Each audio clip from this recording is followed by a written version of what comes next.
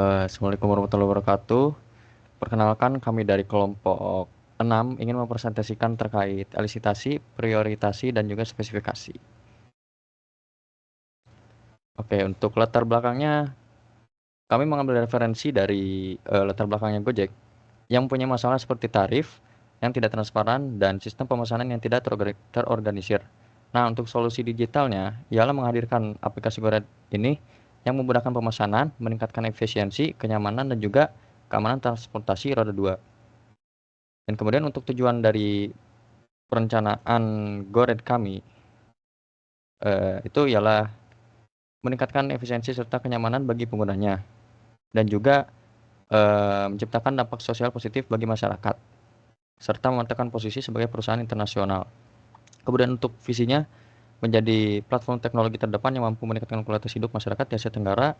Misinya Gojek berfokus pada penyediaan layanan sesuai permintaan yang menghubungkan pengguna dengan beragam solusi yang mereka butuhkan sehari-hari. Oke, untuk bagian elisitasi. Untuk bagian elisitasi ada 4 langkah. 2 langkah pertama akan dijelaskan oleh Dinan, yaitu saya. 2 langkah lagi dijelaskan oleh Erlan. Oke, untuk 2 langkah. Pertama, yaitu perencanaan metode survei. Jadi untuk proses elisitasi kebutuhan survei aplikasi ini, kami melakukan survei itu minimal 20 orang untuk pengguna aktif dari tanggal 29 April sampai 1 Mei, 3 hari.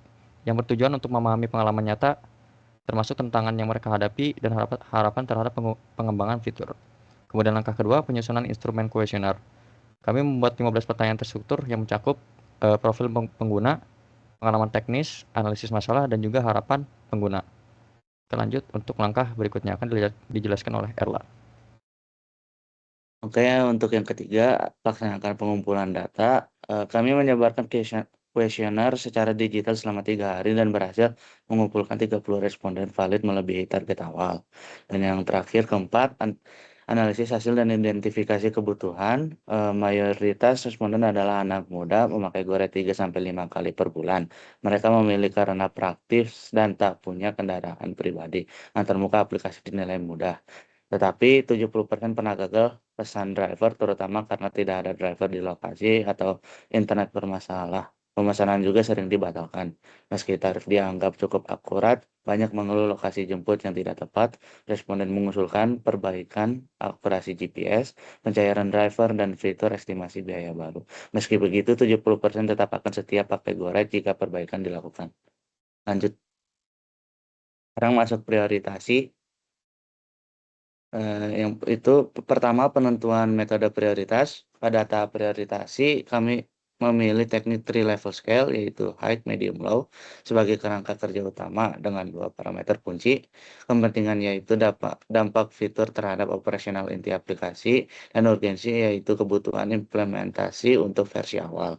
Pemilihan metode ini didasarkan pada efisiensinya dalam menyederhanakan diskusi dengan pemangku kepentingan teknis maupun non-teknis, sekaligus memastikan fokus pada fitur yang menjamin kelangsungan layanan dasar Gore sejak peluncuran pertama.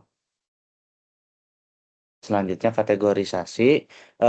Jadi tuh fitur sistem dibagi jadi 3 prioritas, sebanyak 16 fitur masuk prioritas tinggi karena esensial seperti registrasi, pemesanan, GPS, estimasi biaya, pembayaran termasuk GoPay, dan notifikasi real time, semua wajib ada di MVP. 2 fitur seperti chat in app dan rating atau review masuk prioritas sedang, ditambahkan setelah MVP stabil. Sisanya seperti keluhan anonim dan promo otomatis jadi prioritas rendah karena sifatnya jangka panjang. Prioritas ini ditentukan dari kebutuhan pengguna, contohnya GoPay jadi prioritas tinggi karena 80% transaksi diprediksi digital. Next.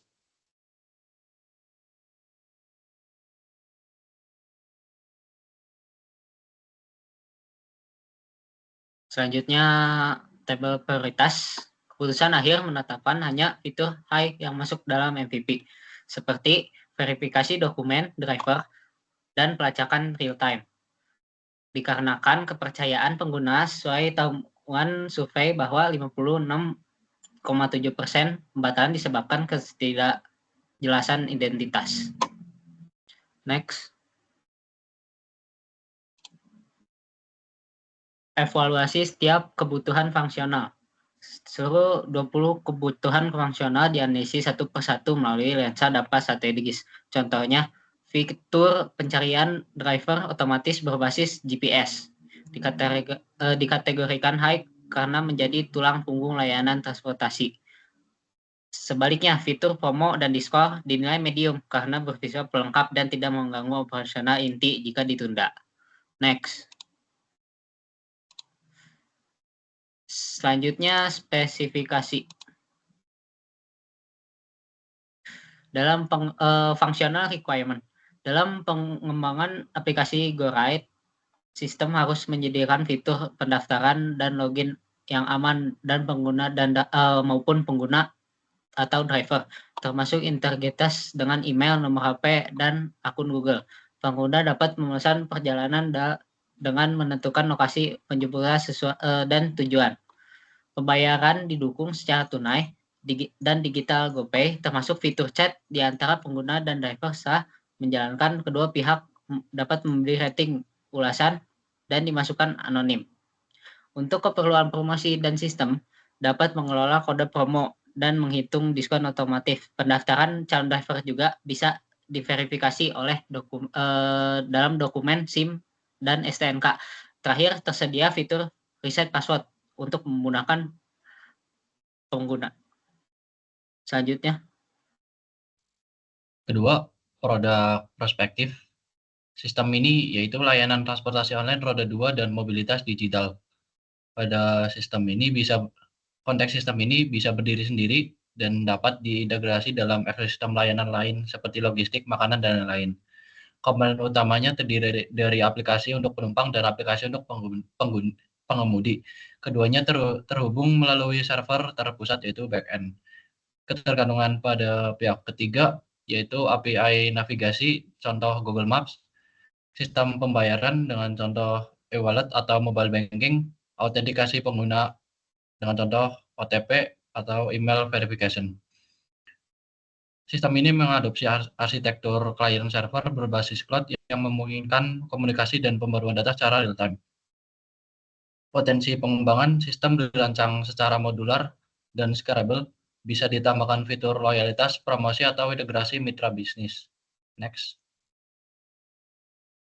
Produk boundary atau limitation. Batasan dan keterbatasan.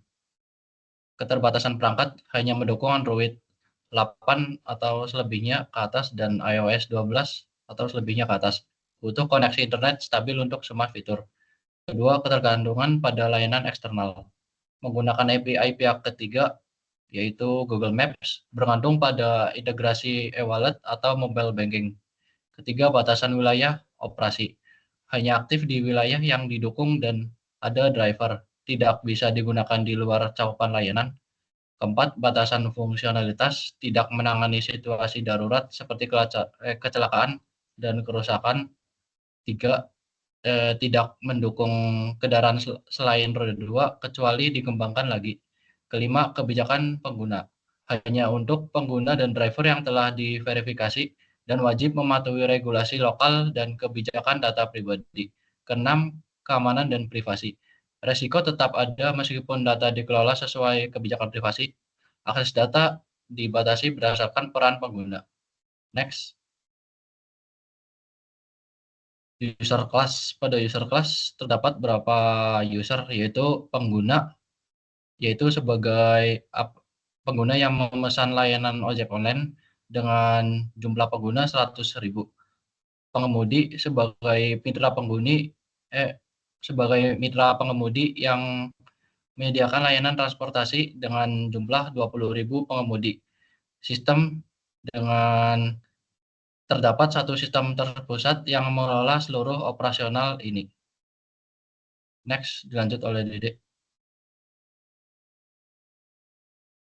Baik, berdasarkan hasil dari proses elisitasi, prioritasi, dan slide spesifikasi sebelumnya, kami membuat tabel functional requirement sebagai berikut dengan format kode functional requirement, kebutuhan, priority, dan use case-nya. Sebagai contoh di sini ada functional requirement yang pertama, dengan deskripsi pengguna dapat mendaftar menggunakan email, nomor HP, ataupun akun Google. dengan prioritas high, dan use case yang berlaku adalah use case yang pertama, berupa registrasi pengguna. Kemudian contoh yang kedua di sini misalnya functional requirement yang ke-6. Dengan kode FR06, sistem harus menyimpan dan menampilkan riwayat perjalanan pengguna. Dengan prioritas medium, use case yang berlaku ialah use case ke-6, berupa riwayat perjalanan. Dengan tabel functional requirement ini, ada 20 functional requirement dan 20 use case yang berbeda, dengan total 16 functional requirement yang berprioritas high, dan ada 4 functional requirement yang berprioritas medium. Kemudian kita beralih ke use case diagram. Baik, pada use case diagram ini ada 20 use case dan ada 20 functional requirement yang berbeda, yang berkaitan satu sama lain, dan ada 3 aktor atau user class yang berkorelasi pada use case diagram ini. Sebagai contoh di sini ada penumpang, driver, dan sistem. Sebagai contoh use case di sini misalnya registrasi pengguna, order perjalanan yang include berbagai macam seperti tracking perjalanan, pembatalan pesan, rating dan ulasan, dan lain-lain sebagainya. Itu dilakukan oleh penumpang dan berkaitan dengan sistem. Kemudian di sini ada user class driver yang berkaitan dengan use case chat-in app, pendaftaran driver, dan sebagainya. Dan pada use case ini, sistem mayoritas dari use case ini dilakukan oleh sistem seperti pencarian driver terdekat, pembayaran tunai dan digital, notifikasi, dan lain-lain. Mungkin cukup sekian, saya kembalikan kepada Ginan. Oke, mungkin cukup sekian dulu untuk kelompok kami. Mohon maaf bila ada kurang perkataan dalam presentasi. Wassalamualaikum warahmatullahi wabarakatuh.